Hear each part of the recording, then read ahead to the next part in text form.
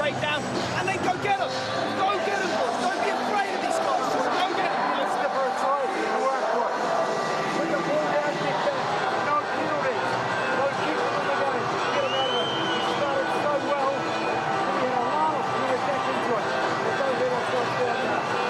And then it's really good. We text it away. Well, great words there by Gordon Titchens. He's saying you put yourselves in a great position to win it, but you've got to be disciplined. For England, no fear. That was the word from Simon Amor. Don't be scared of these guys in their home pitch and go get it. Well, it's there for someone. For England or New Zealand, who's going to go get it 10 minutes from now? New Zealand 3 tries to 1. But significantly, none of those tries converted. England's has been converted, and that is why the gap is just 8 points. And with 10 minutes to play, 8 points is not a lot.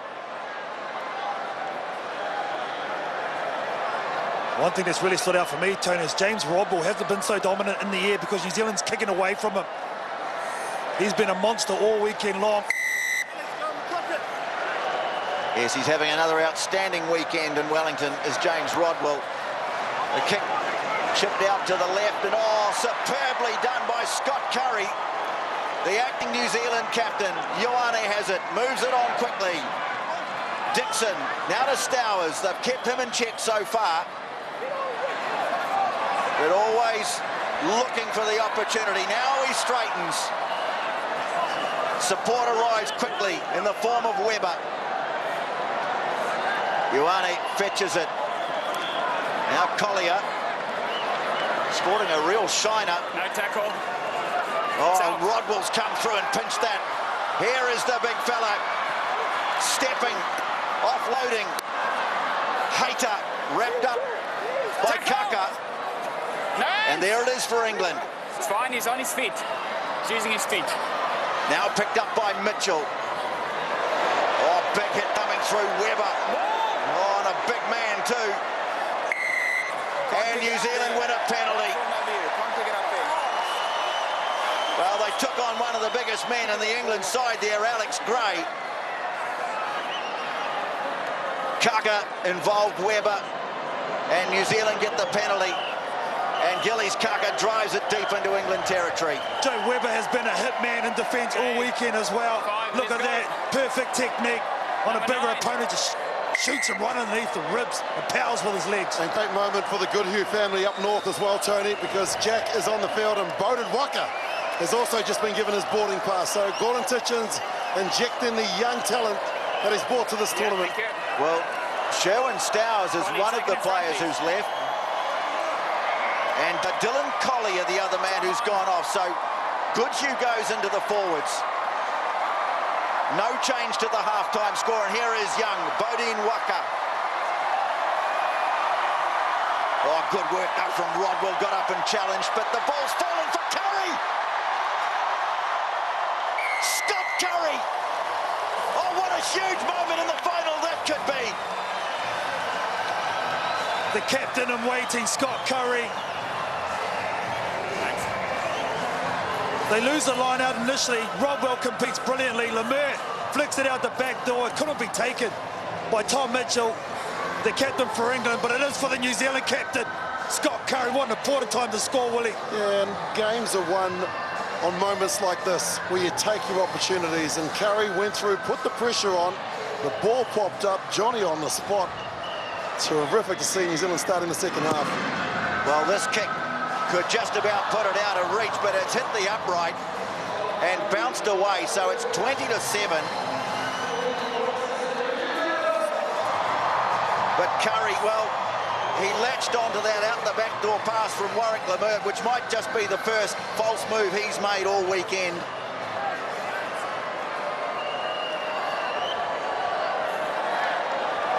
Still a full half of regular sevens time to go, 7 minutes to play.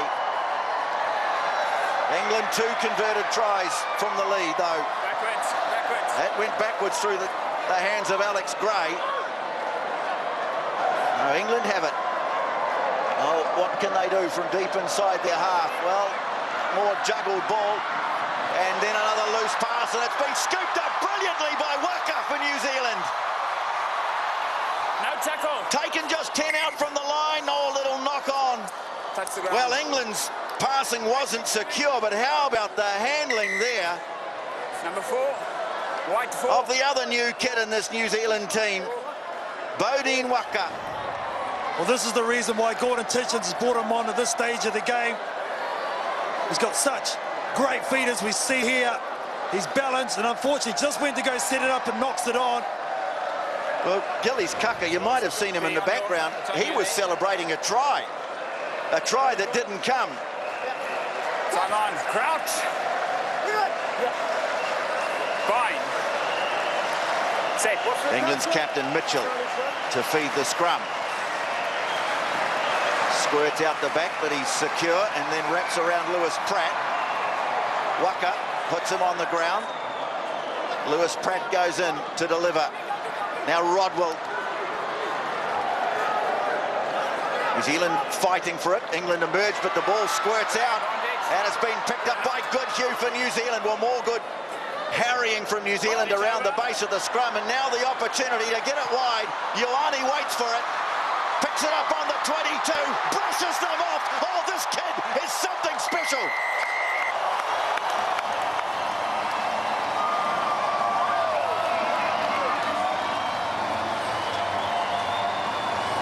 Rico Ioane gets another one, and New Zealand are out to 25-7. But it come down to Gillies Kaka harassing at the breakdown. Goodhue picks it up. Sam Dixon straight over the ball, cleans it out nicely. Gillies gets back up and gets rid of the ball, and Waka realises where a star player is. And that is great stuff. Individual brilliance. Not easy to beat Marcus Watson, one of the best defenders in this English team. But it was just the power, the acceleration, the ability to get on the outside and defend. 17, are you kidding me? Well, now the margin looks like a winning one for New Zealand. Icing on the cake in the conversion from wide out. And New Zealand lead 27-7. Rico Ioane's 6th try of the weekend. And has there been anything more important than that one?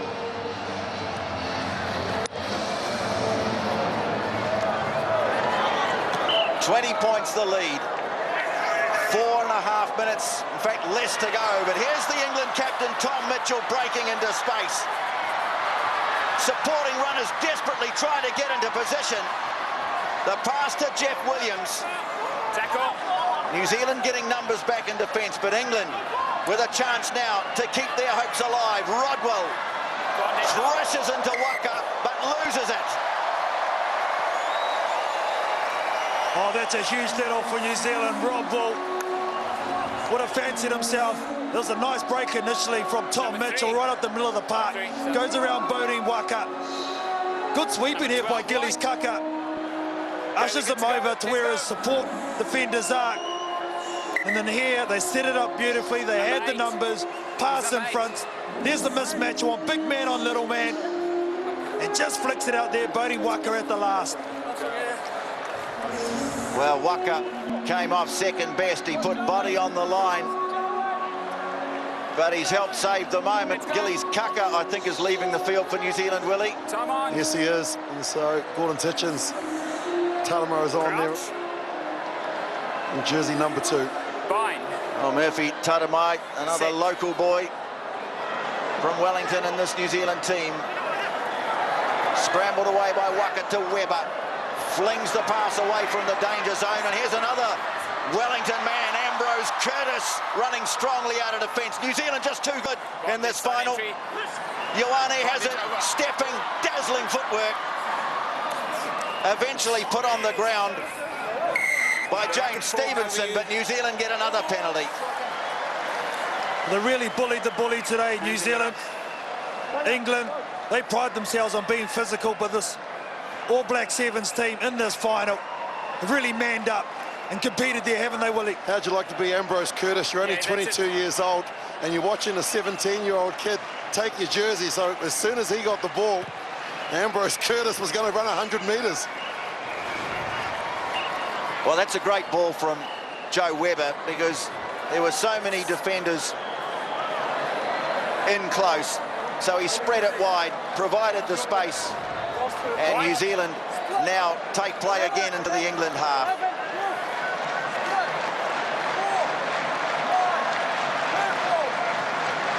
Richard de Carpentier on in the blue headgear for England, but New Zealand have it from the line out.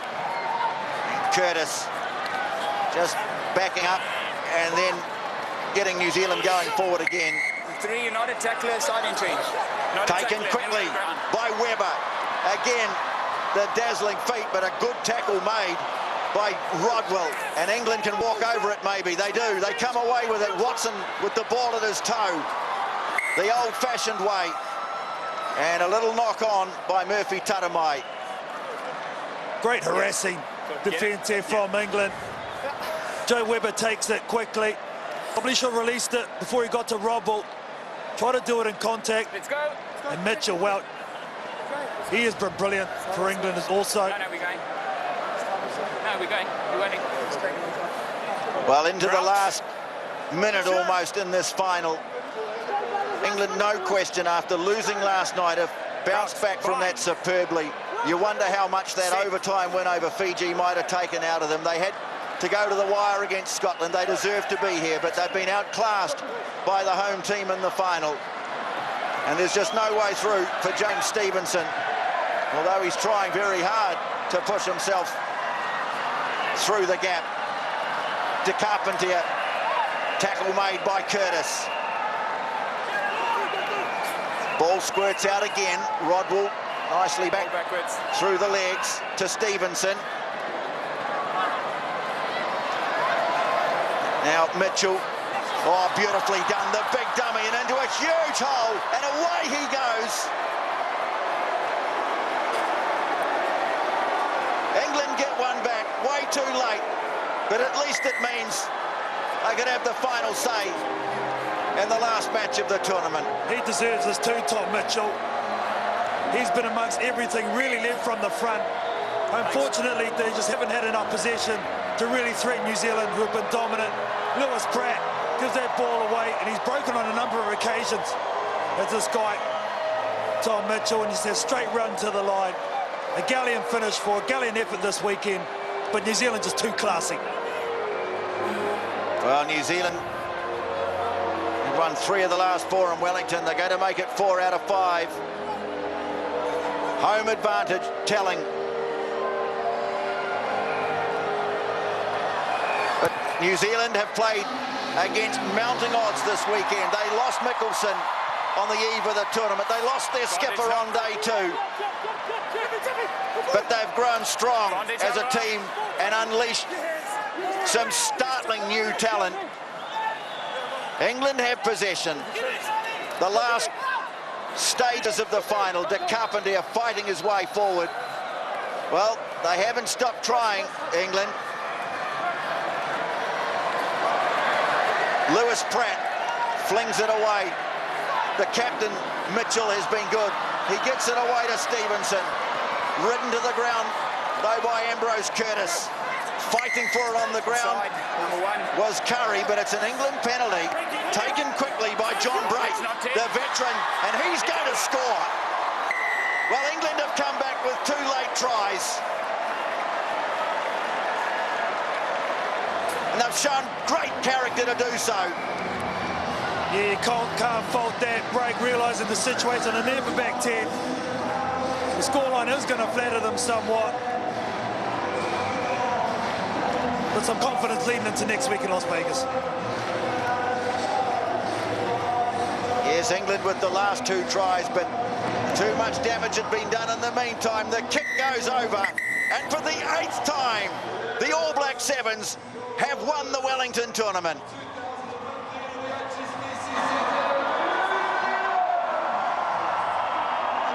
And leading them across to shake hands with England, the young man who will be the talking point of the New Zealand rugby scene in the days to come, Rieko Ioane, the 17-year-old just out of Auckland Grammar School. What a future he has in front of him, what a role he has played this weekend. but it has been a great team effort, rising above the loss of two of their best players to claim the title.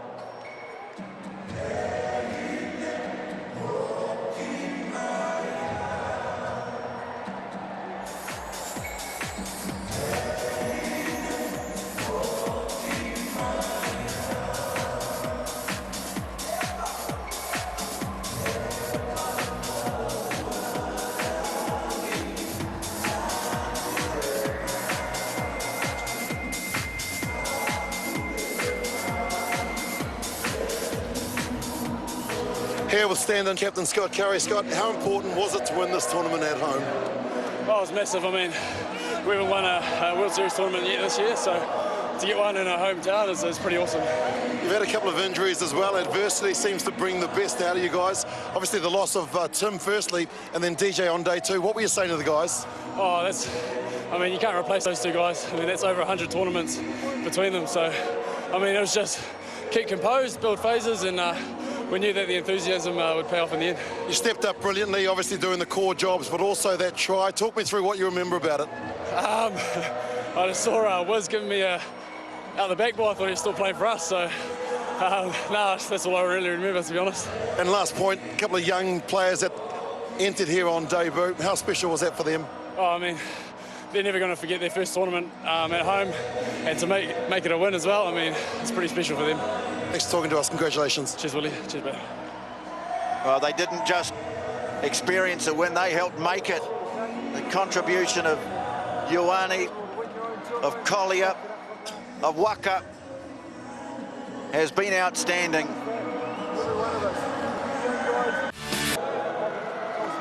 Well, he might allow them one night celebration before they get on the plane to Las Vegas, and we've got a lot to look forward to there, Carl Tinana, but I liked his words there, saying to the young players, make sure you remember this moment. Yeah, most definitely. He said, playing in front of your families and doing their hug in front of the crowd, something special. Remember it, treasure it, because it is very, very special in the black jersey.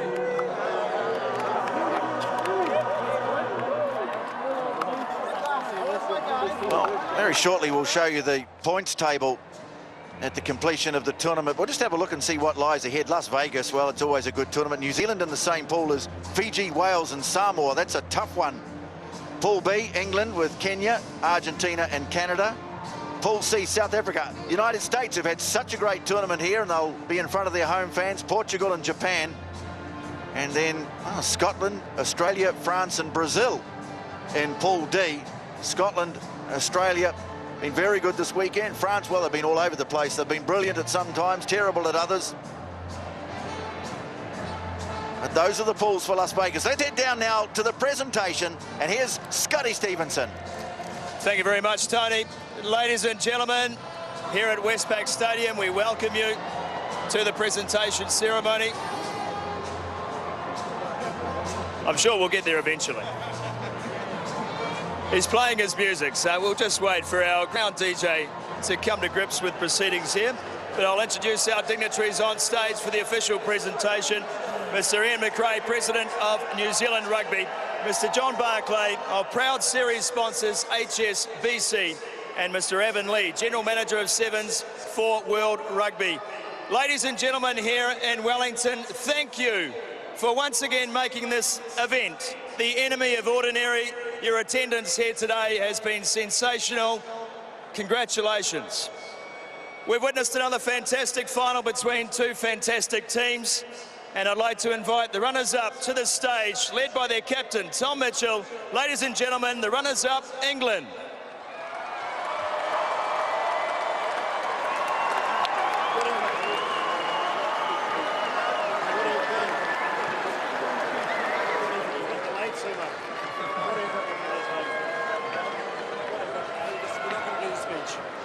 No talking to DJ.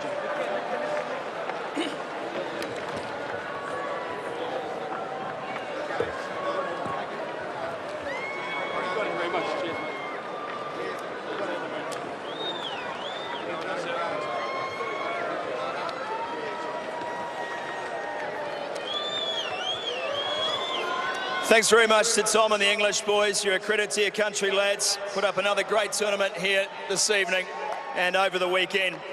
Ladies and gentlemen, there can be only one winner, and they have won their home tournament 4 of the last 5 episodes. I would ask New Zealand to come to the stage to collect their medals, led by their inspirational captain, DJ Forbes.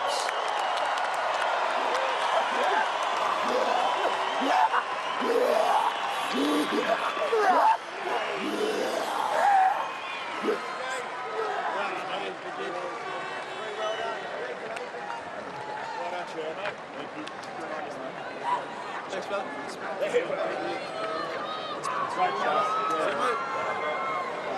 Well done. Can't go through. Well done, my friend. Well done, you guys. Great shot, mate. Got a shot in the show for you. Thanks, well done, mate. Well done. Well done, good boy. Well done.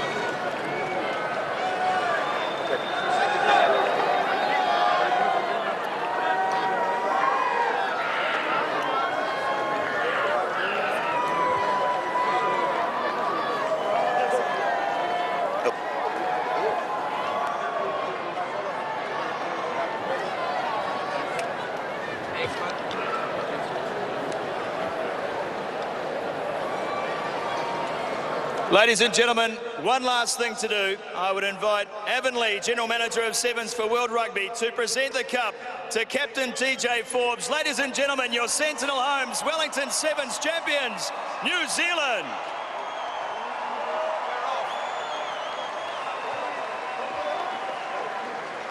Well, he wasn't on the field during the final, but he gets to hold the cup up.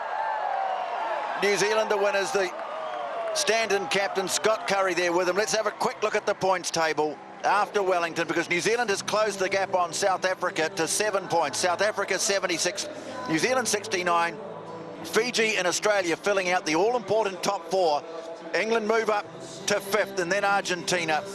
That's it. It's been another wonderful weekend of Sevens in Wellington. Thank you so much for joining us, and we look forward to Las Vegas next weekend.